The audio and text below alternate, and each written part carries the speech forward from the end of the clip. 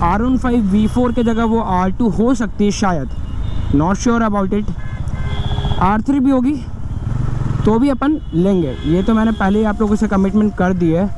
But भाई पहले helmet ज़्यादा ज़रूरी है। मैंने उसे बोल दिया भाई कि तुम्हारे पास अगर हेलमेट होगा तभी नेक्स्ट टाइम मैं राइड करने दूंगा बाइक, और नहीं तो भाई बाइक पे तुम्हें राइड वाइड नहीं करना। ऑल्दो यहाँ पे तो अब डबल हेलमेट के भी इतने ज़्यादा चेकिंग हो रहे हैं।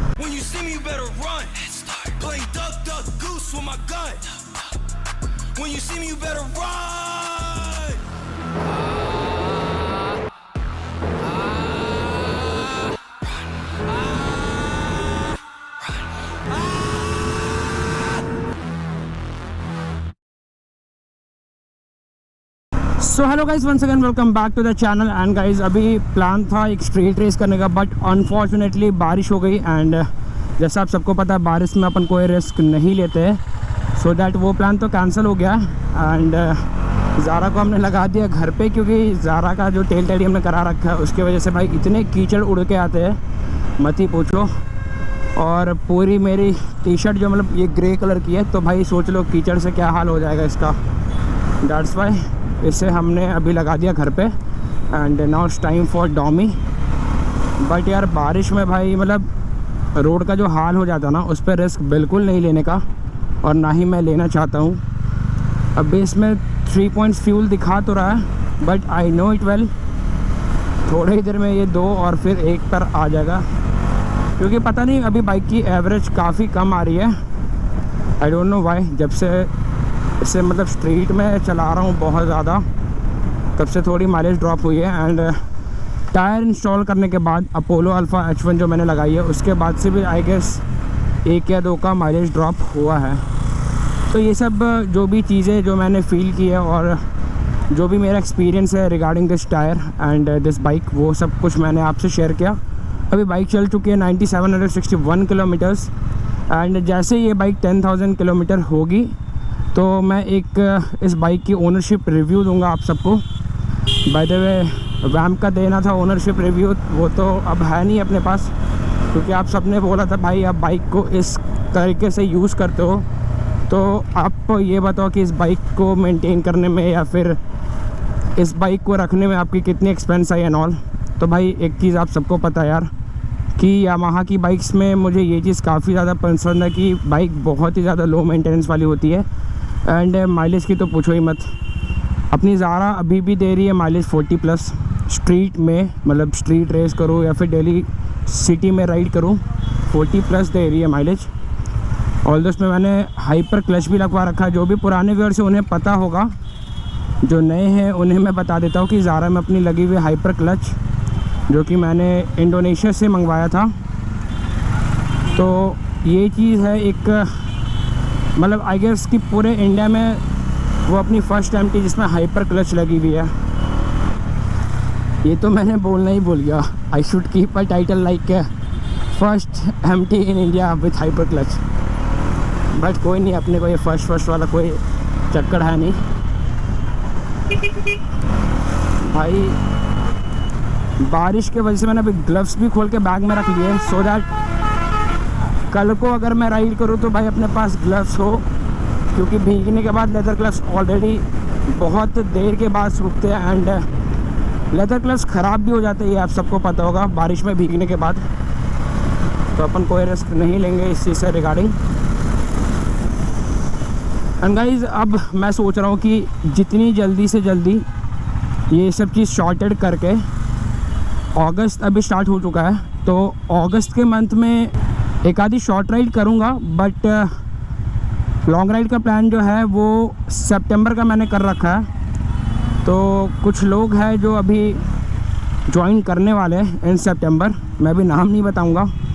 तो सितंबर में कुछ लोग ज्वाइन कर लेंगे, सो दैट उसके बाद और भी ज़्यादा मज़ा आएगा, क्योंकि ग्रुप राइड करने में काफ़ी ज़्यादा मज़ा आता है हमें।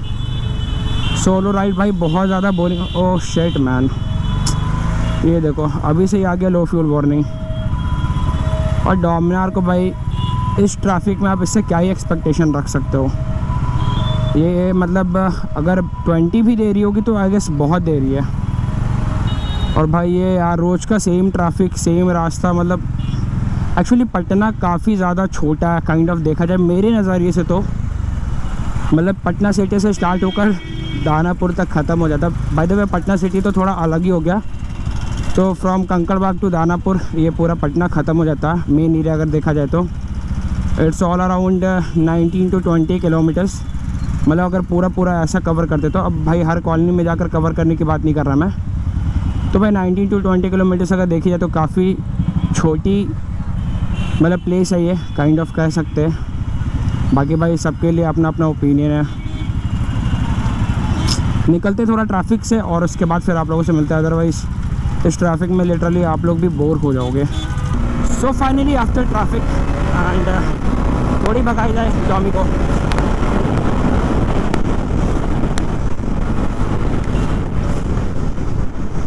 एक्चुअली हो क्या रहा है ना, कुछ एरिया में बहुत ज़्यादा बारिश हुई है और कुछ एरिया में ये देखो, ये पता नहीं क्यों पूरी की पूरी सूखी है और उस तरफ पूरी रोड भीगी हुई है।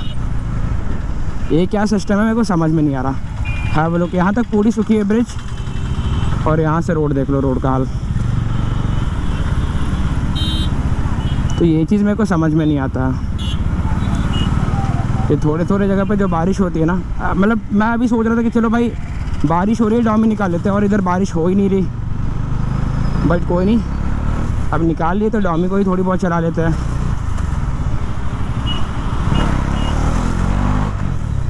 और भाई डॉमी पे मैं टूरिंग मोड्स जैसे मैंने बोला था करवाने का, मैं क्यों नहीं करवा रहा हूँ उसका भी एक रीज़न है।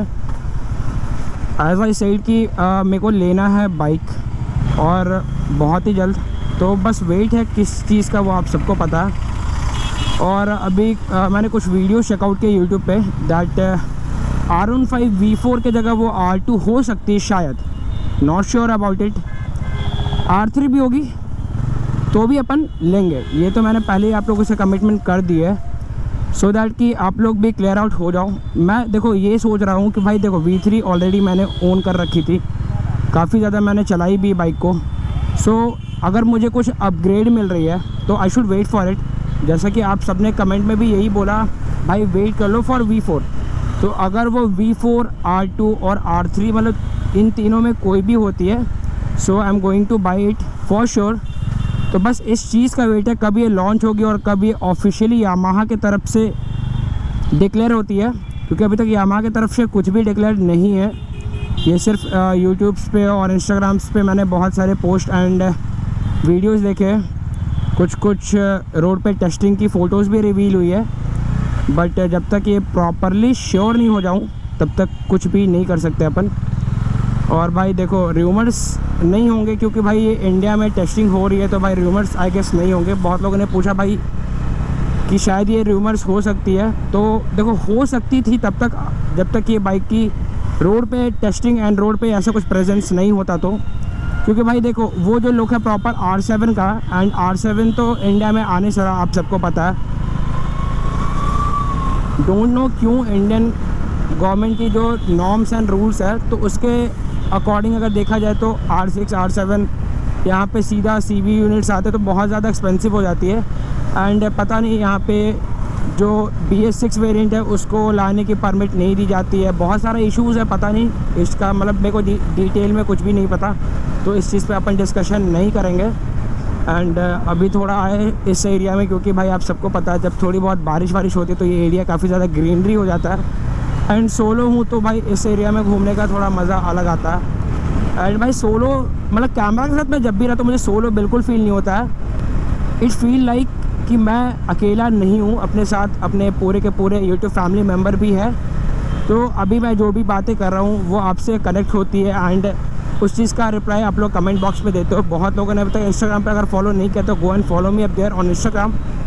एंड इंस्टाग्राम पे मैंने एक रील्स डाली थी अपनी फ्रेंड के साथ, तो बहुत लोगों ने बोला भाई पहले उससे हेलमेट पहना दो फिर बाइक चलाने देना। देखा जाए तो मतलब मेरा खुद का भी ये ओपिनियन है, हाँ भाई पहले उससे हेलमेट भी पहनना चाहिए, so that safety is first priority. और उसके बाद भाई राइड करना एंड ऑल ये सब तो अलग चीज़ है, बट भाई पहले हेलमेट ज़्यादा ज़रूरी है। मैंने उसे बोल दिया भाई कि तुम्हारे पास अगर हेलमेट होगा तभी नेक्स्ट टाइम मैं राइड करने दूंगा बाइक, और नहीं तो भाई बाइक पे तुम्हें राइड वाइड नहीं करना। ऑल्दो यहाँ पे तो अब डबल हेलमेट के भी इतने ज़्यादा चेकिंग हो रहे हैं, तो अगर एज अ पिलियन भी राइड करना है then you have to buy a helmet first और you should have a helmet first. तो भाई ये बहुत ज़रूरी चीज़ हो रखी है फॉर पटनाइट्स। बहुत जगह तो भाई हेलमेट का मतलब कोई सीन नहीं होता है, बट पटना में अभी बहुत ज़्यादा हेलमेट का सीन है। कुछ लोगों ने मुझे ये भी बोला भाई ज़ारा पे एग्जॉस्ट लगा लो, तो भाई ज़ारा पे एग्जॉस्ट लगाने का मेरा बहुत ज़्यादा मन है। एग्जॉस्ट रखा हुआ भी घर पे, ऐसा नहीं है कि भाई एग्जॉस्ट ख़रीदनी पड़ेगी, घर पे पड़ी हुई एग्जॉस्ट। भाई इधर देखो, इधर पूरा बारिश हुआ दबा के, तो घर पे रखी हुई exhaust. But the point is this कि अभी 15 अगस्त आने वाला है एंड टिल दैट टाइम यहाँ पे इतनी ज़्यादा चेकिंग हो रही है, इतने ज़्यादा चालान कट रहे हैं, तो भाई मैं रिस्क नहीं लेने वाला फॉर फ्यू डेज़, क्योंकि भाई उसके बाद थोड़ा बहुत सीन नॉर्मल हो जाता है। अभी बहुत ज़्यादा चेकिंग एंड ऑल है, और एग्जॉस्ट का सीन आप सबको पता है भाई, मतलब बहुत दूर से ही आप नोटिसेबल हो जाते हो in front of cops. So better है कि कुछ दिन रुक के जब सब कुछ थोड़ा नॉर्मल हो जाए तो उसके बाद हम लोग एग्जॉस्ट डाल देंगे ज़ारा में।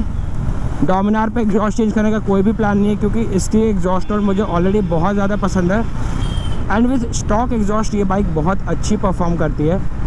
तो आज मैंने बहुत सारा ज्ञान दे दिया आप लोगों को। आज कोई स्ट्रीट रेस या फिर आज कोई भी रेस मैं नहीं कर रहा, तो बस आज की वीडियो को इतना ही रखेंगे guys. If you enjoy this video तो लाइक करो, शेयर करो एंड सब्सक्राइब करो चैनल पे। एंड जो भी नए हो गाइस, बहुत सारे वीडियोज़ है, go and check it out. And I request you again कि भाई लोग जो भी अभी तक इंस्टाग्राम पे फॉलो नहीं कर रहे हो, go and follow me up there, क्योंकि इंस्टाग्राम पे बहुत सारी चीज़ें जो यूट्यूब से पहले मैं रिवील करता हूँ। यूट्यूब पे देखो रील्स वगैरह ये सब चीज़ मैं अपलोड नहीं कर पाता, मतलब you know that short clips होते हैं, और अगर म्यूज़िक डाल दिया तो फिर कॉपीराइट का सीन आ जाता है। तो ये सब चीज़ मैं यूट्यूब पे अपलोड नहीं हो सकती, फ़ोटोज़ वगैरह जो भी है, तो इन सब चीज़ के लिए आप इंस्टाग्राम पे ही फॉलो करना होगा। तो street burner 15 is my Instagram ID, go and follow me up there. And guys फिर मिलते हैं अगले ब्लॉग में, until then bye bye and ride safe.